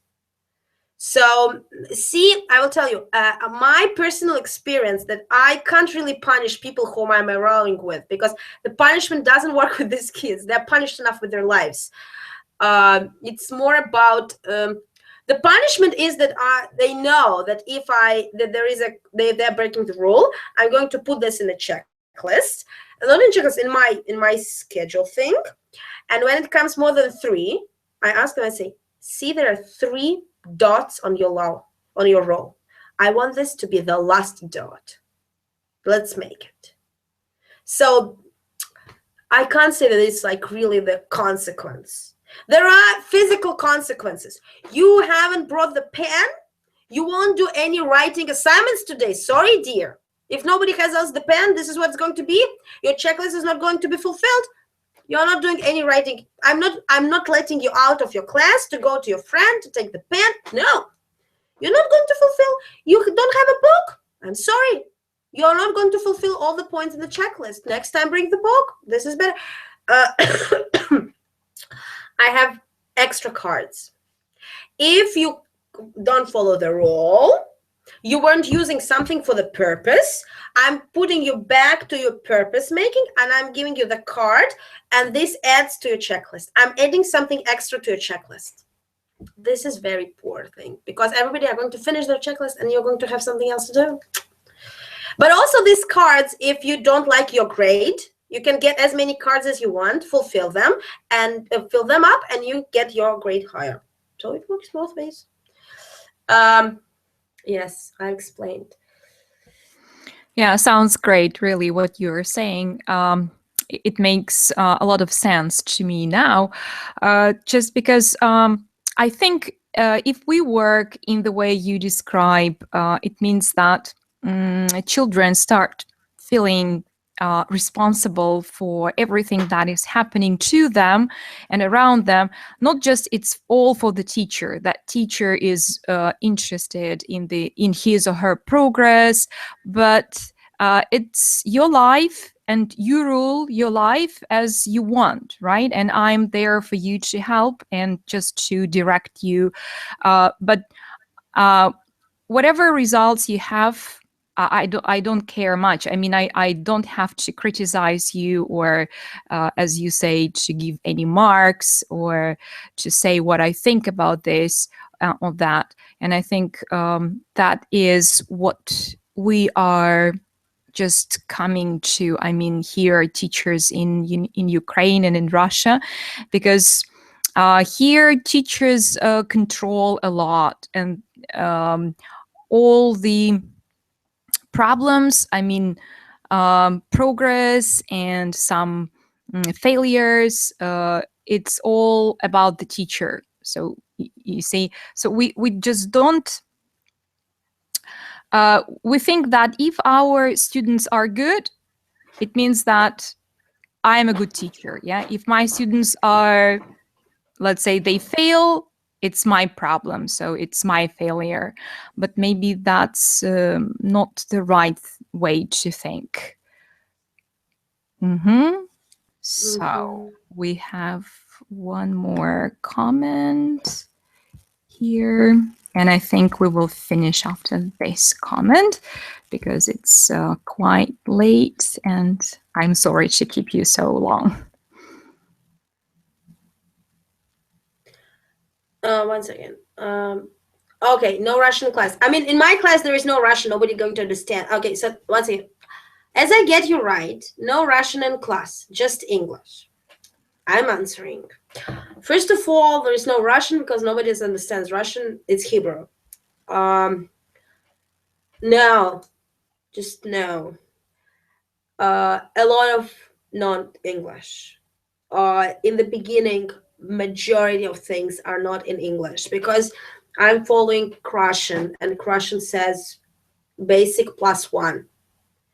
And you can't, only if you have,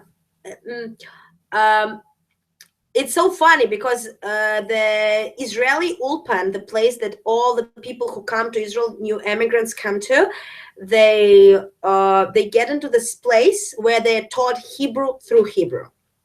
And in English classroom, it's opposite, where a lot of Hebrew is done. And the difference is when you are highly motivated to get to live in this country, to work in this country, to observe in this country, of course you're going to learn Hebrew through Hebrew. Of course you're trying to get yourself as much involved as possible. But if you're a student who is a failure, or who is afraid to get a failure, and the teacher comes in and she talks the way you don't understand what she's talking about, and then she asks something and you don't know what she's asking about, it's not, you get them frustrated, and the frustrated student is a misbehaving student. I will do everything I can the first month to make them calm and feel secure. And one thing to make them feel secure is to make everything look the same. Most of my instructions, they are big, but they look the same, and the letters are in the same place. And some of my students, they feel that it's like never-ending. Yes, can be, but they feel secure. And in this big cocoon of security, you get this little answer in English, and then more answer in English, and then you pull out and pull out and pull out. I have a book there in the other room, Hebrew textbook, and it says like this. It says write in English, like write the exercise, says write, meaning filling out. And here it says in Hebrew, write the correct answer choosing from the blah, blah, blah, like 3 lines. And this is how your classroom for a long time will look like. You will make a sandwich which will say, дети, мы сейчас делаем такое упражнение, вот у нас есть такой проект, ля-ля-ля-ля-ля, 5 минут, потом говорите, so these are instructions. And you will just love instructions. I've started learning French. I went into my French classroom, and my French teacher, she was like a Vita. She spoke only French. She went in and she said something in French, and I was like, what's going on? Is she going to kill me? Because when you don't understand what the person is saying, you think that it's against you. Try this out. When I talk with my daughter in Russian, in around other Israeli parents, they think I talk badly about their kids. The same thing your student feels when you talk to them in English and they don't understand. Like, is she saying something against me? For sure, she's saying that I'm stupid. Or she means it, or she shows me that I'm stupid because I'm not going to answer her question. Everyone going to giggle.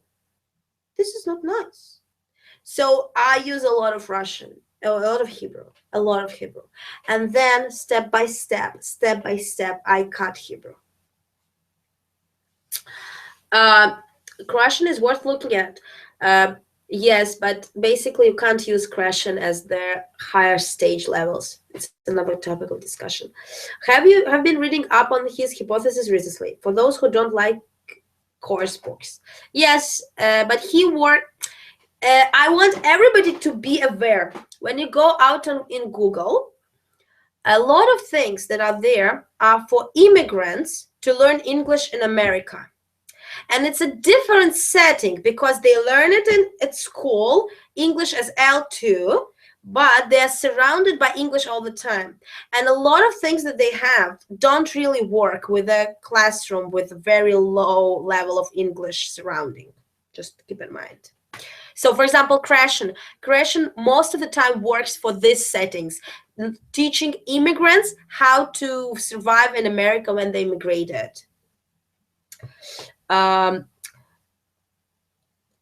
Yes, very true about no use of L1. Doesn't always work. Confidence and comfort are important. It's a basic idea of learning the language, because this is what I'm saying. If I know what the table is in Russian, why should I learn it in any other language? This is what my brain says to me. You have to have very high motivation to put another word there. But that's English second language as opposite to English first language. I hope I'm getting it right. That yes, I mean, just check it out. There are some books that are ESL, but they're not really ESL. They're ESL in American surrounding. Especially for those teachers who go on YouTube or other and tell you how about to teach for FCE, IELTS, and they teach in English in England in English school for FCE. It's very nice to tell the task like, go out in the shops and look at the all labels. Okay, in America and in England, most of them are going to be all in English. But in Russian, majority of them are going to be translated. So you have just to filter that when you look at it. Because majority of teachers, they teach in America non-native speakers, and it's a little bit different.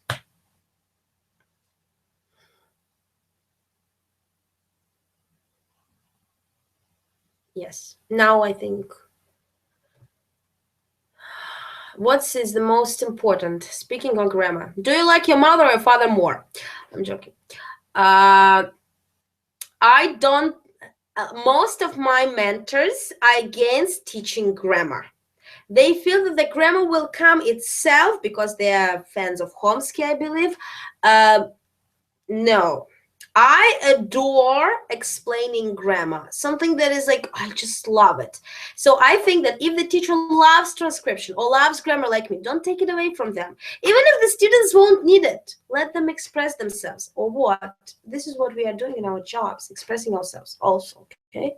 So grammar or speaking. When you say what is more important, like making mistakes or speaking clearly, or like I encourage the person to talk, or I control their grammar. Or, I don't like the word grammar. Let's say English usage. This is a bigger, nicer term, I believe this. So first of all, I believe that students can elicit from 3 examples. Students can elicit the grammar rule, but you should explain them and show all the different options. And after that, they have to be exposed to many, many, many, many ways of how this grammar was used. When my students talk, I put down, there is a rubric on the blackboard. I know I'm crazy. There is a rubric on the blackboard which says like pronunciation, grammar, whatever, and I'm putting the marks the second they do it right, not wrong. In speech, I focus only on good options.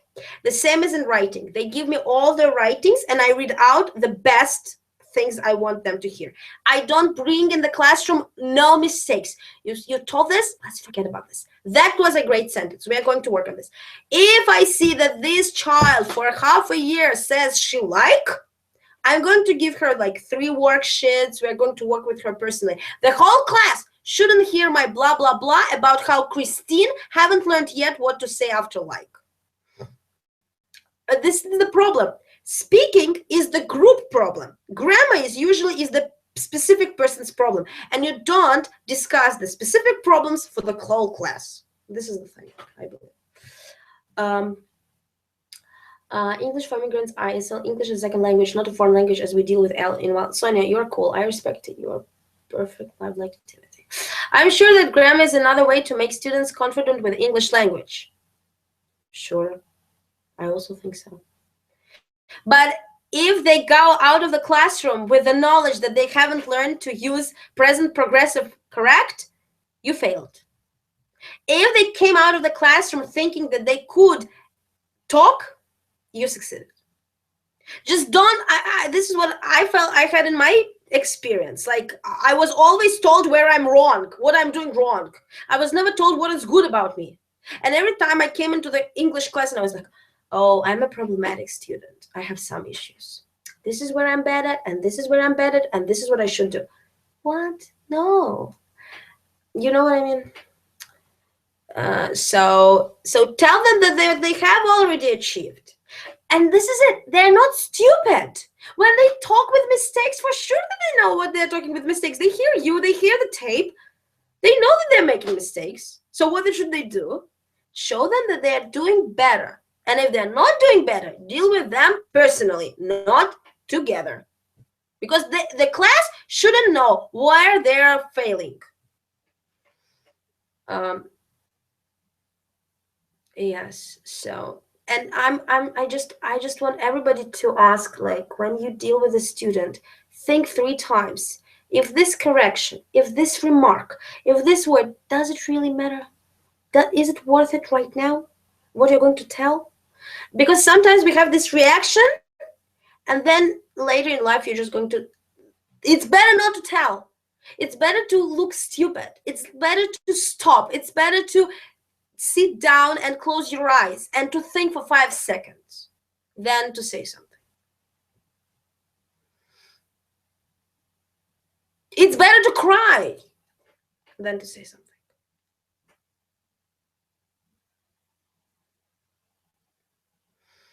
It's getting so. It's mostly 11 o'clock. We should close. Okay, yes, you're right. I think that it's time to finish. And so we have been speaking for 2 hours now, I think. But, it was so interesting and so engaging. Thank you very much for being with us, telling us so many interesting things. And here I can see lots and lots of messages coming up. Thank you, Sonia. Thank you. You are wonderful, very inspiring. So, Sonia, you will be able to get into this room and see all the comments and look through them if you are interested. And now I will be finishing our webinar. Thank you, my dear colleagues, all of you, for joining us today. And I'm sure that you enjoyed it very much, just as much as I did. So thank you, Sonia, again. Thank you, Sonia. Thank you, Irina. Okay, thank you. So I'm reading all the comments. Okay, so once again, I would like to remind you that another webinar is coming up, and it will be all about OGE in Russia. And if you are interested to know all the things, how to prepare your students, your pupils for this kind of exam, we are going to have a very interesting webinar with Margarita Alyoshina. And if you want to get signed up, just look, we have a banner at the top of our room. You can click on that, you can get registered, and I will send you invitation, and I will send you the link to this webinar that will take place on the 23rd of April, if I'm not mistaken, somewhere in the evening. Just follow the news and announcements in our group. Okay, so what else I wanted to say? So one more thing I wanted to say about certificates that you can get from me.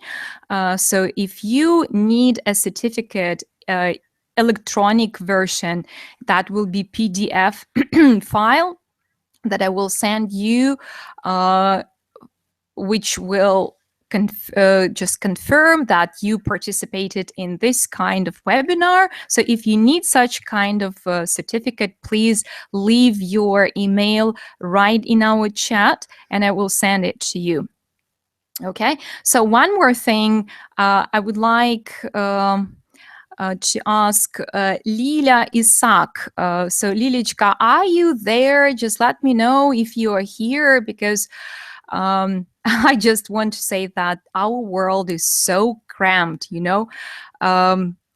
were talking about Lila not so long ago with one of my friends and my colleagues from Kishinev, and she told me, Oksana, her name is Oksana, and she told me that she participated in your workshop that you delivered in Kishinev, in Kryanga Institute, and that was fantastic. That was something, extraordinary, and she enjoyed it so much. So Lila, if you are listening to me right now, I just want you to know that even in Odessa, you are popular now. So if you feel like giving us a talk one day, just feel free, write to me, and I will be really happy to see you. Lila answered me. Very good. So I'm so happy that you are still there. So nobody leaves. That's great. Yes, Lila, so you did great job. You impressed all my colleagues from Chisinau. And as far as I know, that was your first experience, wasn't it? But you did great job, because your workshop was fantastic. And maybe one day you will share some things with us as well. Yeah, you write that you know her. You know Oksana, you mean? Yes. Yeah, we are very good friends with Oksana. Yeah, she's a great teacher, and we used to work together. And at that time, I was a methodologist at that school where we worked with her. And now she is independent teacher, and she runs her own school. Blah blah blah blah. So I'm really happy that, we have such a great community of ESL teachers from different countries. Yeah, our geography is so vast, and that's fantastic. Okay, so my dear colleagues, if you have something to share with us, like Sonia, like Margarita, some ideas that you feel are worth spreading, so you're always welcome. Just let me know that you want to give a talk, and I will organize that. Okay, so once again, thank you very, very much for being with us for the last 2 hours. And that's not the last webinar. I hope, maybe Sonia, I hope that Sonia will give us some more webinars, and we will be very happy. Okay, Maria, thank you very much. Irina, you've done excellent job. Thank you. Okay, so then stay in tune, just keep in touch. We are all Vkontakte. Write your comments. I will post there all the material that Sonia is going to share with me. And somebody else wanted to share something in while you were chatting. I saw that somebody wanted to share something else, so that feel free to share it with me, and I will post it in our group. Okay, so I think that's all that I wanted to say. So Sonia, thank you once again, and I'll stay online for maybe some more minutes, just in case you want to write something and to ask me, just because I know that our sound is a little bit delayed.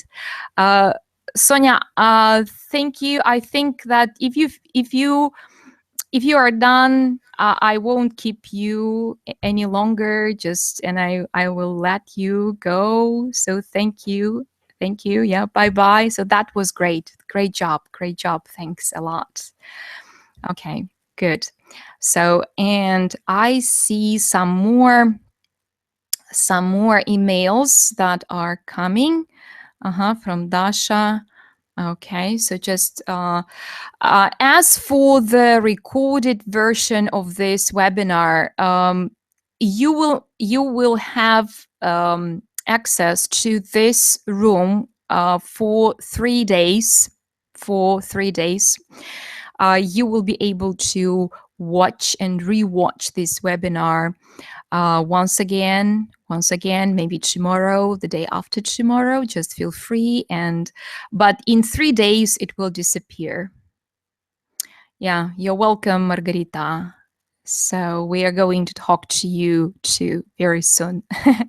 And I look forward to it, because I know that you are very intelligent and you have many things to share with us, and that will be great.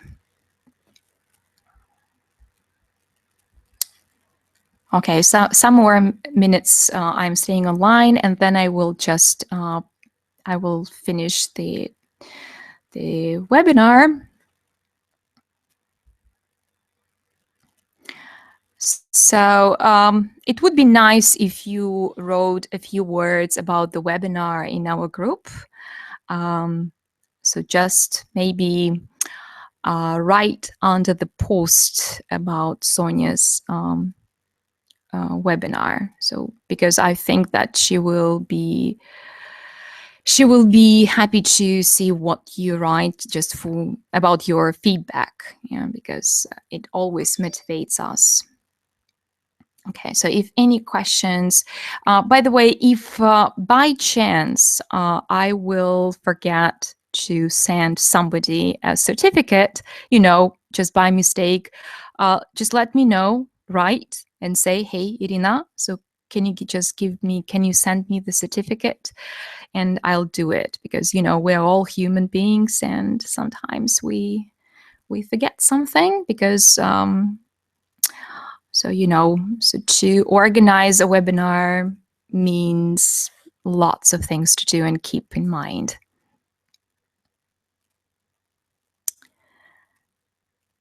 Okay, so I'll finish now. Thank you again, and good night.